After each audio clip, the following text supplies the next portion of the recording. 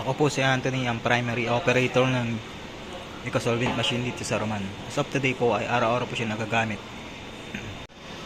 This week, ang Ecosolvent machine ay naka 275 meters. Naman po ang weekly consumable sa magenta. Sa yellow, sa black, sa cyan, at sa media. Ito naman po ang aking ink stock. At ito naman po ang printer head at cupping head. Ito naman po ang AVR. Ito naman po ang tama pag head clean.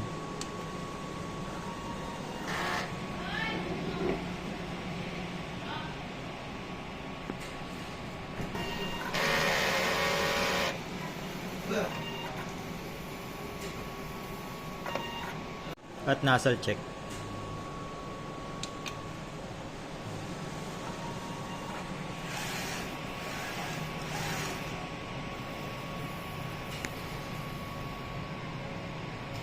Ito naman po ang waste tank at araw-araw po siya nalilinis.